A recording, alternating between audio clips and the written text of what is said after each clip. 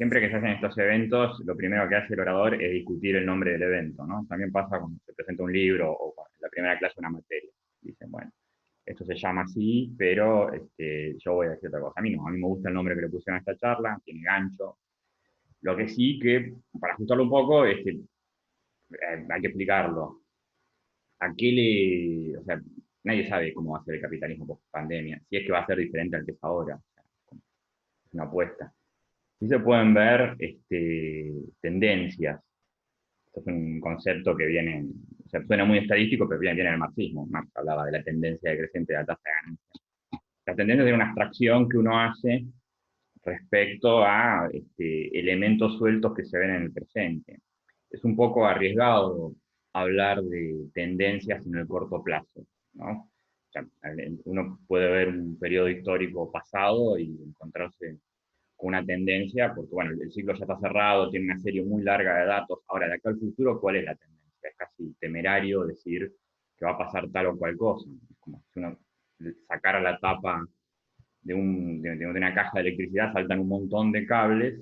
¿Cuál de ese cable es el que hay que cortar apostando a que se va a hacer el futuro? Sin embargo, después de criticar todo lo que voy a hacer ahora, lo justifico. ¿Qué sentido tiene hablar de tendencias? Tiene el sentido de contrarrestar otro tipo de pensamiento que podríamos llamar el pensamiento refundacional. El pensamiento refundacional entiende que hay un evento que cambia todo, ¿no? El chispazo de Benjamin, no, Alain Badiou también, ¿no? Una revolución cambia el curso de la historia completamente. El problema es que a veces aplicamos ese pensamiento refundacional a eventos que no son refundacionales. Tomemos por caso el estado de bienestar, que está tan de moda hablar del estado de bienestar. Hay una visión canónica refundacional que entiende que en la crisis del 30 o después de la Segunda Guerra Mundial, tomen el momento que quieran, los estados capitalistas y los empresarios decidieron redistribuir el ingreso e intervenir en la economía. ¡Pum! Vuelta de página. Y acá la tendencia nos sirve para ver que eso que se empezó, que supuestamente se empezó a hacer con el estado de bienestar en la década del 30 o después de la Segunda Guerra Mundial, ya había empezado a fines del siglo XIX. Desde fines del siglo XIX los estados occidentales estaban interviniendo en la economía. Desde fines del siglo XIX los estados occidentales estaban sancionando leyes sociales. Lo que hubo es una intensificación de la tendencia. Le doy este ejemplo un poco para justificar que las tendencias que veamos ahora pueden intensificarse, y esa es la apuesta que hacemos a cómo va a ser el capitalismo posterior a esta crisis. Pero para eso tenemos que trabajar con los materiales que tenemos en el presente, porque nada va a salir de la galera después de la pandemia. ¿Cuáles son las 4 tendencias que, bueno, en esta charla uno apuesta para que pueden llegar a intensificarse? Bueno, son 2 económicas y 2 políticas. Las 2 económicas ya las vimos en el CIP del año pasado, para los que asistieron a él, pero bueno, siempre vale la pena repetirlas. Son, en primer lugar, la escasez de recursos. Esto tiene varios niveles, ¿no? Nosotros podemos ver un nivel inmediato, que es el de que está hablando todo el mundo, que es que después de esta crisis va a haber menos recursos. O sea, un parate económico de un mes y contando, sabemos cuánto va a terminar este parate económico, va a dejar menos riqueza. La gente va a ser más pobre. La gente pobre va a ser más pobre, pero en líneas generales la humanidad va a ser más pobre, salvo los 2 o 3 que se enriquezcan con esto. Hay una escasez más profunda, más estructural, que tiene que ver con el estancamiento del capitalismo por lo menos los últimos 10 años. Esto no es un invento de ningún izquierdista, lo dice Larry Summers. E incluso, si aplicamos una mirada tendencial, podemos ver que la última vez que el capitalismo global tuvo un crecimiento sostenido y autogenerado fue entre fines del siglo XIX y principios del siglo XX.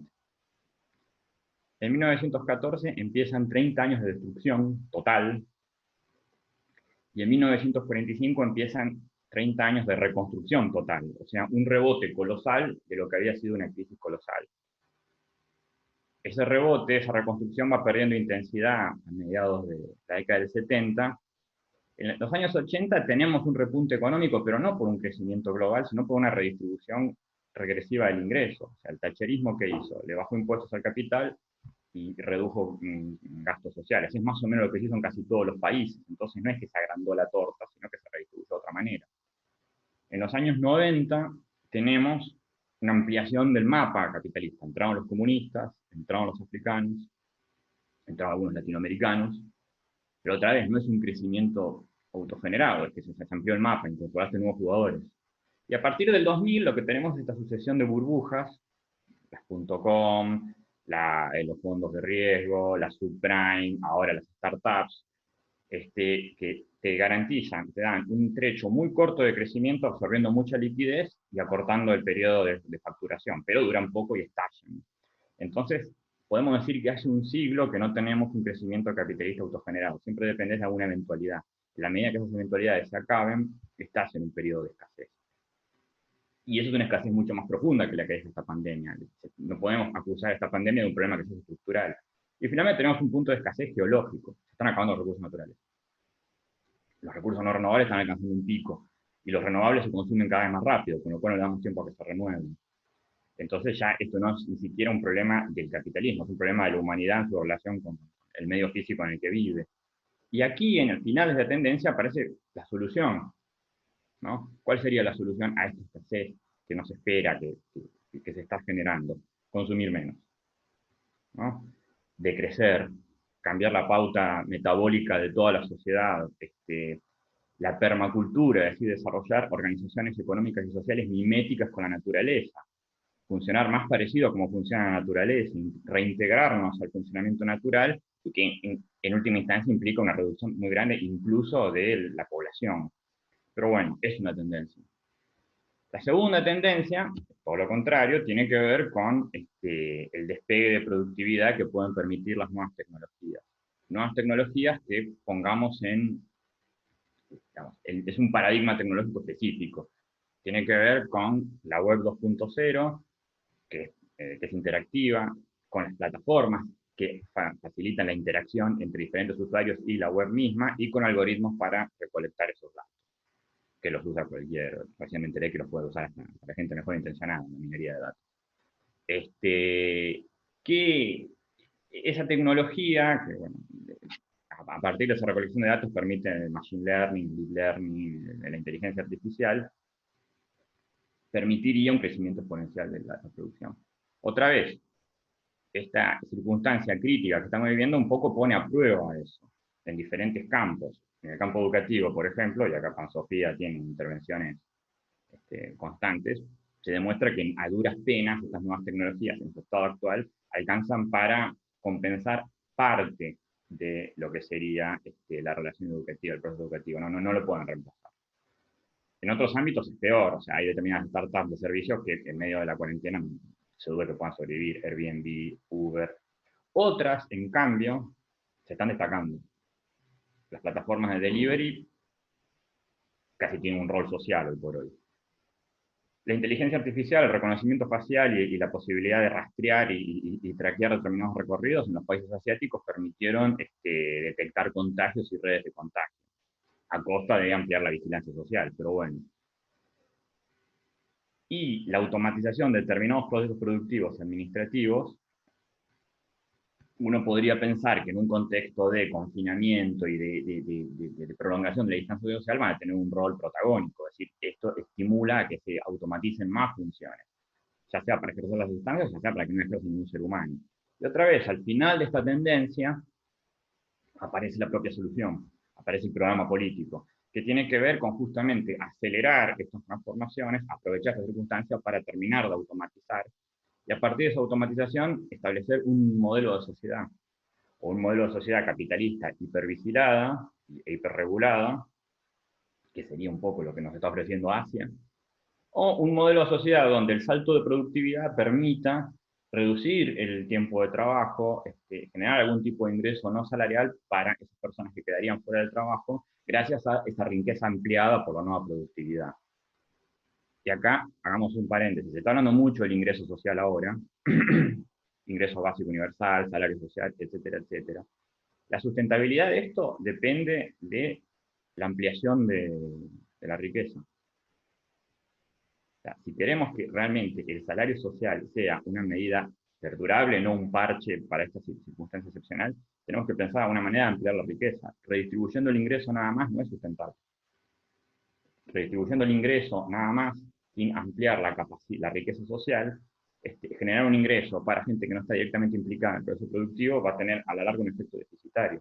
Entonces hay que pensar la manera en cómo sostener ese ingreso social que es benigno y que se adapta a las nuevas pautas tecnológicas desde una ampliación de la productividad, que no tiene necesariamente por qué ser más desgastante respecto al entorno físico. Piensen que aumentar la productividad también es administrar mejor recursos, es decir, gastar menos recursos. Piensen que también cuando hablamos del nuevo paradigma tecnológico estamos hablando de renovables. Y piensen otra cosa más, para pensar un salario social. La idea de un salario social, en su concepción original, esto viene de Atenas, tiene que ver con una riqueza social. El nuevo paradigma tecnológico deja más en evidencia que esa riqueza es social. ¿Por qué? Porque estamos hablando de datos, que los generamos todos, estamos hablando de energías renovables, que no son de nadie, de quién es el viento, de quién es el sol. O estamos hablando de riesgo compartido. Si el paradigma de renovables va a ser nuclear, todos corremos riesgo con una planta de energía nuclear. Entonces está bien que la riqueza que genera esa planta de energía nuclear sea entendida de manera social y no de manera privada. Estas son las dos tendencias económicas. Las otras dos tendencias se podría llamar políticas, culturales, pero también están alimentadas un poco por la crisis. Una de ellas es para eso hay que hacer como un pequeño prólogo filosófico, vamos a decirlo así. Desde Kant en adelante, todo objeto se piensa en relación al sujeto. O sea, las cosas existen solamente porque las pensamos. Esto es así. O sea, el pensamiento cartesiano de que hay algo afuera, no, de afuera de mi pensamiento no. Ahora, si hay algo afuera de mi pensamiento, lo voy a incorporar solamente en el momento que lo pienso. Así funciona el pensamiento moderno. Y el pensamiento del siglo XX da un salto más y dice que, ya que la única manera que tenemos nosotros de comunicarnos es a través del lenguaje, y la única manera que tenemos nosotros de incorporar los objetos es concibiéndolos, los objetos van a existir solamente en el ámbito del lenguaje. La conclusión es que al final todo es lenguaje, nada escapa del lenguaje, y todo se puede resolver en el ámbito del lenguaje. Este es el paradigma que nos acompaña hace 200 años. La filosofía que enseñan las universidades, no solamente la filosofía. Está buenísimo, sirvió para discutir un montón de dogmas, para deconstruir discursos dominantes, pero tarde o temprano iba a aparecer algo por fuera del lenguaje. Tarde o temprano iba a aparecer algo que no resistiera ser deconstruido, que no resistiera ser entendido solamente como un conjunto de símbolos. Y vienen apareciendo varias cosas. El calentamiento global es un dato. Usamos el lenguaje para discutirlo, pero no depende del lenguaje para existir o no. Si dejamos de creer en él, sigue estando ahí. Gran parte del negacionismo tenía que ver con esto, con no asumir que hay algo que, aunque vos hagas la mejor campaña publicitaria para negarlo, va a seguir estando ahí. Fue el primer aviso, la primera vez que nos tocaban la puerta. La segunda vez que nos tocan la puerta es con la aparición de la pandemia. Podemos negarlo, de hecho hay gobernantes que lo están negando, sigue ahí. Entonces, al final de la pandemia quizás se habilite un tipo de pensamiento que se reencuentre con los objetos y vuelva a concebir la realidad como algo que, si bien nosotros entendemos a través del lenguaje, existe por fuera del lenguaje y no la podemos negar ni construir. Y finalmente, y ya con esto termino, me extendí un poco de tiempo, pero bueno, otra cosa que puede cambiar a partir de la pandemia es la manera que tenemos de proyectarnos hacia el futuro. ¿Por qué? Y acá también hay que hacer un poco de historia. A lo largo del siglo XX, hay que decir, para decirlo de una manera brutal, el futuro estuvo más o menos en manos de la izquierda. Es decir, el capitalismo conoció 30 años gloriosos, pero los que hablaban de cómo iba a ser la sociedad en el futuro eran esencialmente comunistas, movimientos descoloniales, nueva izquierda, e incluso una adalid de la recuperación del capitalismo como Keynes no podía evitar pensar un futuro en donde ya el capitalismo no funcionara sobre las bases actuales. Esto cambió en los años 80. ¿No? Con el agotamiento del crecimiento aparece una derecha liberal que propone un futuro atractivo para muchos sectores y se monta en el fracaso de los proyectos de futuro que habían existido hasta ese momento. Eso pone a la izquierda en un lugar defensivo. La izquierda involuntariamente se transformó en una fuerza conservadora, hablando de cómo mantener los derechos sociales que estaban en riesgo, el estado de bienestar que estaba en riesgo, recuperar la memoria, las experiencias izquierdistas, siempre mirando lo que estaba en riesgo de perderse y cada vez con menos articulación de un modelo social atractivo hacia el futuro. Esta situación vuelve a cambiar a partir de la crisis de 2008-2010. ¿Por qué? Porque con el agotamiento del crecimiento capitalista aparece una derecha no liberal, una derecha iliberal, no quiero usar la palabra populista, que está tan de moda, y esa derecha iliberal, esencialmente lo que está diciendo, pese a un discurso triunfalista, es que la civilización está en riesgo. Que ya sea el Islam, ya sean los inmigrantes, ya sea el comercio chino, ya sean las nuevas sexualidades, esa sociedad que conocimos y que queremos preservar está en riesgo. Y que para cuidarla tenemos que cerrar filas. Tenemos que restringir la diferencia, tenemos que restringir las libertades. Y a pesar del discurso triunfalista, es un discurso derrotista, es un discurso decadentista. Te está ofreciendo 5 minutos más de vida a cambio de preservar lo que ya tenés. En esta circunstancia, a la izquierda se le aparece una posibilidad. ¿Por qué? Y acá está lo que salió escrito y está en el libro. Esta nueva derecha es preapocalíptica. Está diciendo que hay un apocalipsis, hay un fin, hay un colapso civilizacional que se acerca hacia nosotros. Que es inminente, pero es permanentemente inminente, porque nunca termina de realizar. Porque siempre está el riesgo latente ahí, y ese riesgo latente justifica muchos recortes de derechos que se hacen. La izquierda, ante esa derecha preapocalíptica, tiene que ser posapocalíptica. Tiene que pensar qué pasa después de ese final inminente. En ese sentido, esto lo escribí antes de saber que iba a haber una pandemia, el COVID también plantea una oportunidad, porque si bien no es un apocalipsis en ningún sentido, se parece bastante a ese apocalipsis con el que estaba amenazando la nueva derecha, y la nueva derecha no supo gestionarlo. Lo niega, lo gestiona mal, se le multiplican los muertos. Es decir, después de 10 años de amenazar con el colapso civilizacional, cuando aparece lo más parecido a ese colapso civilizacional, no está a la altura. Y aquí la izquierda tiene que contrastar esa impericia, esa inutilidad preapocalíptica con una promesa posapocalíptica. Bueno, ¿cómo nos vamos a organizar cuando termine este colapso civilizacional? ¿Y sobre qué tiene que construir esa promesa? Sobre esas tendencias.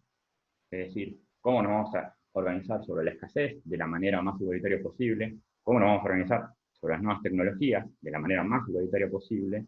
¿Cómo vamos a volver a pensar a la realidad como oportunidad para el cambio, ¿no? Como un pensamiento fosilizado? Y finalmente, esto último, ¿cómo volvemos a reconstruir el futuro cuando las dos grandes promesas de futuro colapsaron? La de la izquierda del siglo XX y la de la nueva derecha del siglo XXI. Esas son las cuatro tendencias que para mí nos permitirían pensar un capitalismo post-pandemia.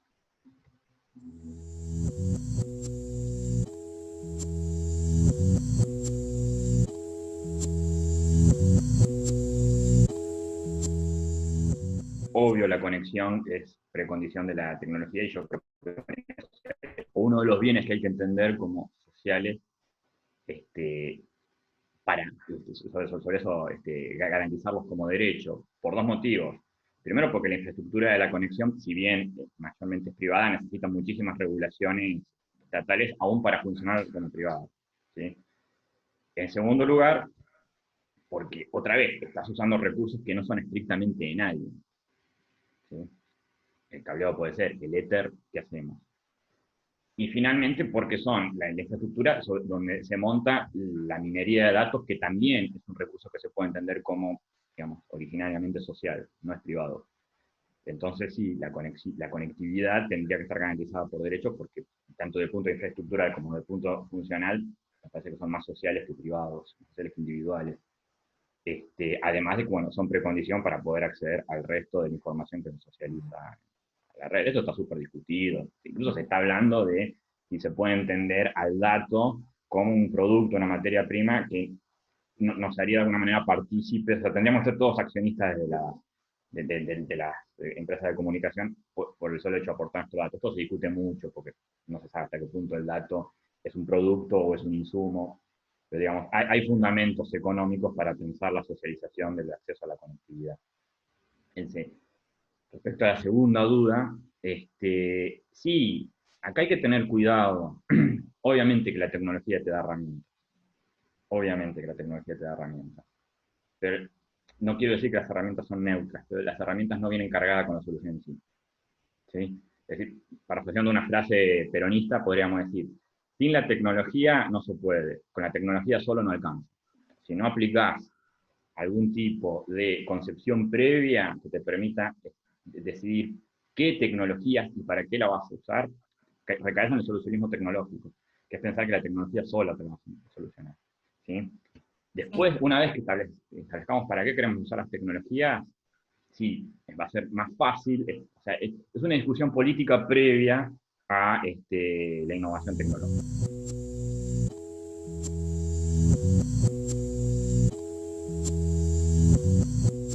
Pueden pasar las dos cosas. Yo hablo a veces con contactos que tengo en una de estas, no a nivel trabajador, sino como a nivel más de gestión, más gerencial, con una de estas empresas de plataformas. Y ellos los aman a sus repartidores, los reivindican mucho, pero no los asumen como trabajadores.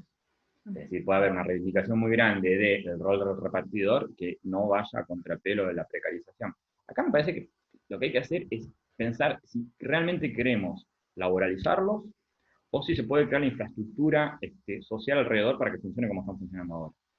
Digo, teniendo en cuenta que cada vez cada vez menos relación laboral clásica, ese ímpetu medio cegetista de tratar de laboralizar todo puede ser contraproducente. Puede ser contraproducente porque la relación laboral en sí no te garantiza ni buen ingreso, ni siquiera todos los derechos que están reconocidos por la ley de contrato de trabajo. Cuidado, a veces por laboralizar estamos posibilizando determinadas relaciones. Otra vez, pensar el ingreso social es pensar una infraestructura que garantice la supervivencia de todas las personas en todas las relaciones de producción que pueden darse a partir de ahora. Yo prefiero pensarlo desde ahí.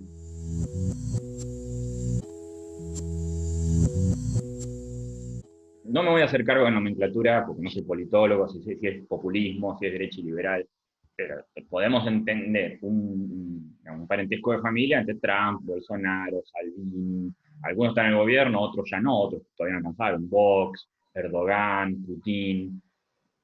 Digamos, no es un invento mío, Stephen Bannon dicen que son todos medios parientes y ellos mismos se referencian entre sí, más allá de que después la relación es diferente.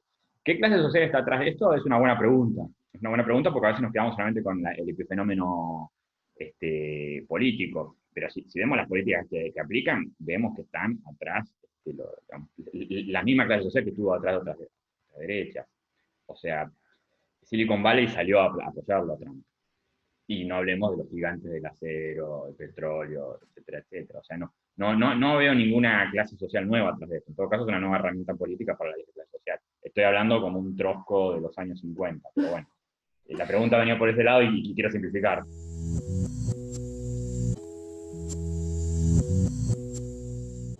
Sería una responsabilidad que yo respondiera, yo respondiera muy suelto de cuerpo eso.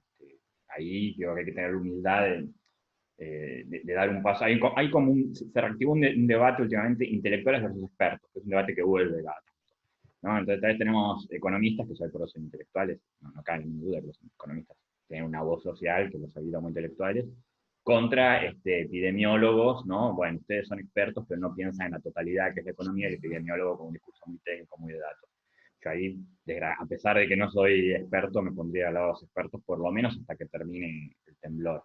Pero otra vez enfatizo lo que dije recién, que eso sí es un principio general. Las soluciones vienen de lo que está dado. Las sociedades no sacan soluciones de la galera. Entonces, digo, funciona como ley histórica, pero también funciona como principio político. Si vamos a buscar soluciones, veamos qué tenemos. Porque por construir castillos en el aire podemos chocarlos. Y en términos ya no de epidemiología, que no hace nada, en términos de política sanitaria pasamos a lo mismo también. ¿Qué tenemos? Gestionemos eso y vemos.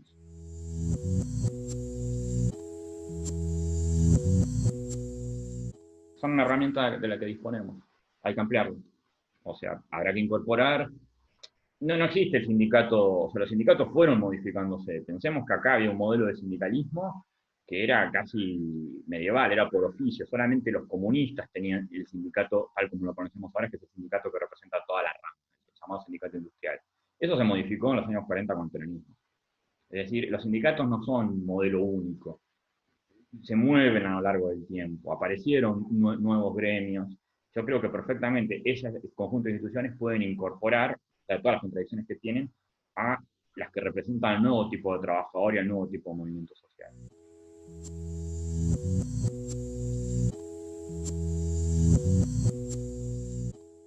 Ahí adhiero a lo que vienen publicando ustedes en Pansofía. Eso es todo muy precario, esto nos agarró en seco, en frío, nadie había planeado nada. Sí, funciona como un gran mentis para ciertos discursos pastorales de tecnología que se fueron alimentando en estos años, que entendían que ya está, ya la tecnología va a venir a reemplazar a la docencia tradicional. Bueno, como tuvo que salir a la cancha no pudo. Y me parece que en ese sentido se están tomando malas decisiones y en el lugar menos pensado, ¿no? Hay determinadas universidades que incluso sacan videos diciendo que se pintan de pueblo, que están por preservar la clase, están empleando mecanismos tecnológicos que excluyen a los estudiantes. ¿No? Muchas universidades, por mantener la ficción de normalidad, de que, bueno, vamos a tener clases igual y podemos hacer todo de la misma manera, están trágicamente, porque son universidades progresistas pensadas para llegar a los sectores populares, están excluyéndolos por el propio funcionamiento y el propio alcance que tiene esa forma de conectividad. Es un error grande que me parece que se está cometiendo. Para mí es una situación excepcional y se está haciendo lo que se puede. Otra vez, trabajemos con lo que tenemos. Tenemos una estructura educacional centenaria dispersa en todo el territorio. Pensar que eso se puede reemplazar por Zoom es un delirio y es tirar por la borda un montón de recursos de los que ya disponemos.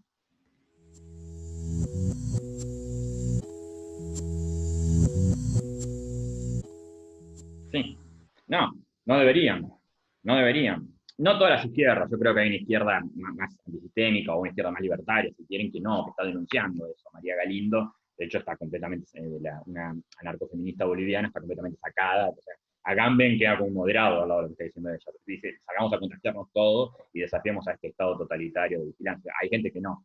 Tenemos una izquierda más progresista, una izquierda más vinculada a lo que se llamó acá en América Latina los populismos de izquierda. Sí, sí, incluso confunden gato por liebre, porque donde ven más vigilancia entienden que hay un estado de bienestar. No.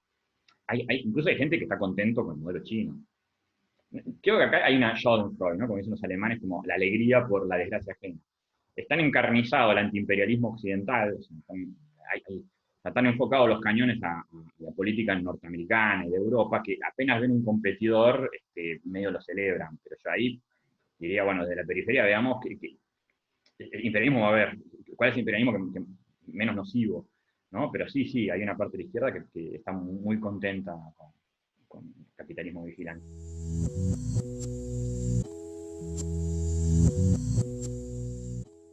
Cada cual con sus medios, o sea, al pensar que va a llegar el modelo chino-Argentina es ultra optimista, o sea, con la tecnología que tenemos acá, no, pero no solamente porque esto está habilitando a los estados a vigilar más, sino porque veo un consenso muy grande en la sociedad por ser más vigilados. Incluso en sectores sorprendentes, o sea, las personas de derecha siempre quisieron esto, y yo creo que gran parte de la magia que desplegó Alberto Fernández es haber conquistado a un conjunto de la población que no lo votó, pero que le gusta lo que está haciendo porque se parece lejanamente a lo que hay gente que le gustaría que sea norma, ¿no? Más control, más, incluso poder denunciar al vecino. Pero me preocupan sectores progresistas festejando esto. Que otra vez, es lo único de la educación. No confundamos la excepcionalidad de la tormenta con un sistema. Primero porque nos vamos a llevar un chasco, porque la autopista del sur de Cortázar, ¿no? Cuando vuelvan a circular los autos, vamos a pensar que eso que era comunidad no era tal cosa, un embotellamiento y ya. Y segundo, porque capaz que estamos comprando lo peor. Lo peor.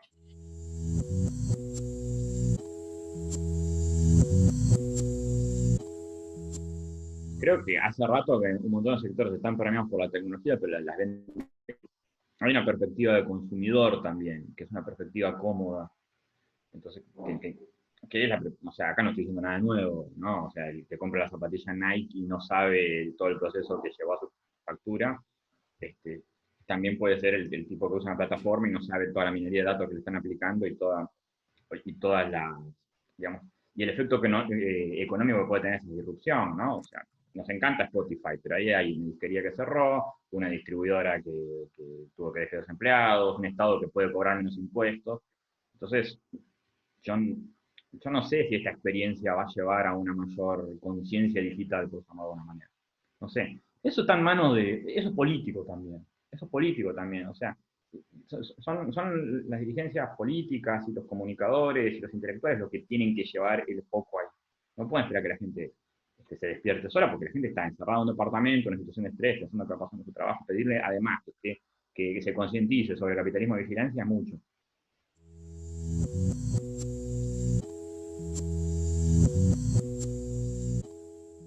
Espero que sí, obvio que con esto la minería, por eso la pregunta por la conectividad estaba bien, y ahí está, hay uno de los focos que hay que traer.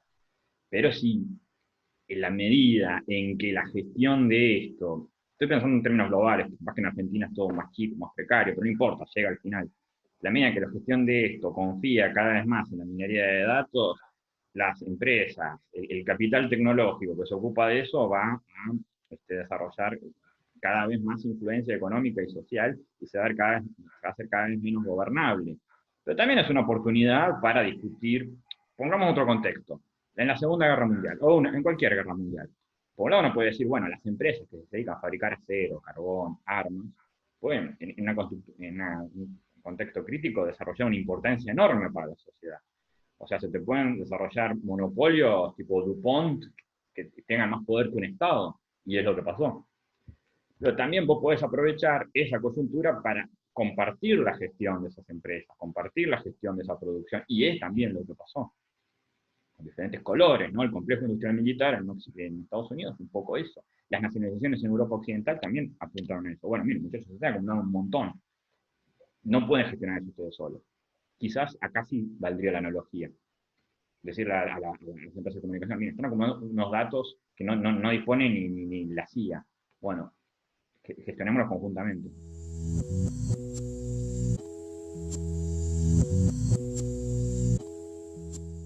Sí.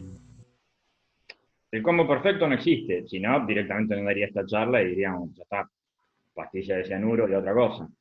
Pero digamos, la tendencia, que por eso al final de cada tendencia subrayaba, al final de cada tendencia aparece un programa político. También puede ir para ese lado.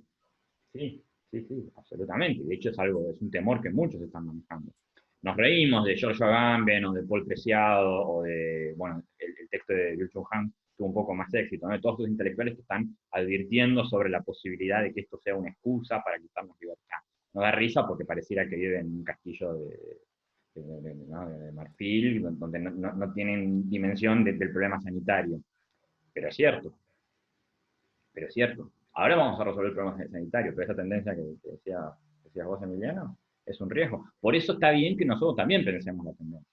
Porque si esperamos que esto se resuelva solo, si esperamos que el estado de bienestar reaparezca otra vez refundacionalmente por el solo efecto de la tendencia, si no gobernamos la tendencia, alguien la va a gobernar por nosotros.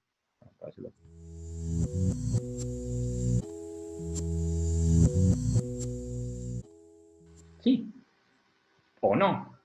Depende el grado de, o sea,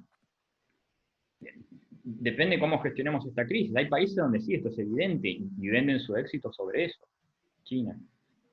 Hay otros países que están gestionando muy mal esta crisis y donde puede, o sea, el propio colapso puede generar salidas para los lados. No sabemos qué va a hacer Brasil, qué va a hacer Inglaterra o el Reino Unido, o qué va a hacer Estados Unidos después de contarlos, de enterrar todos los cadáveres. Si va a entregar la llave de la ciudad a Trump, Bolsonaro o Johnson, o se va a decir, miren, esto fracasó, muchachos, es hora de pensar de cero. Y bueno, y tampoco sabemos qué va a hacer Argentina, que no quiero pecar ni de optimista ni de excepcionalista, pero, digamos, me consuela ver que, por lo menos a nivel de dirigencias políticas, hay un poco más de responsabilidad. Y hablo de todas las dirigencias políticas. Están cometiendo muchos errores, pero por lo menos hay un compromiso de no exacerbar el discurso público.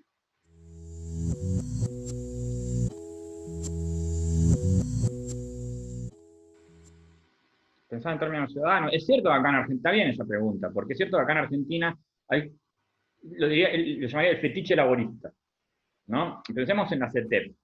Esa T, ¿no? Confederación de Trabajadores de la Economía Popular. Esa T es un tributo enorme a la historia de los movimientos sociales argentinos. O sea, hay que hacer fuerza para entender que son trabajadores, ¿sí? Y es necesario venderlos como trabajadores para que la sociedad los acepte. Y yo los entiendo, si no ponen esa T, van a quedar como vagos, van a quedar como lumpenes, como planeros. Entonces, es una necesidad política. Pero tenemos que empezar a luchar contra eso porque todos somos, recién o sea, recién se dijo acá, todos somos productores de algo últimamente, ¿sí? Pero cada vez todos somos menos trabajadores. Y el confinamiento nos está matando de una manera bastante brutal, porque muchos estamos en casa y el mundo sigue girando, ¿no? O sea, como dijo Daniel Burman en una columna que sacó el otro día en La Nación, al final yo puedo estar discutiendo las películas más copadas del mundo, pero si no pasa el basurero, esto colapsa. Entonces aprovechemos esta crisis también para discutir esa T de que si es necesario que todos nos subjetivemos como trabajadores para conseguir algún grado de reconocimiento social, porque nos va a jugar en contra, ahora está jugando en contra a los sectores más pobres, después va a jugar en contra a los trabajadores y finalmente va a llegar a la clase media que está deslaboralizada y desasalariada de manera creciente.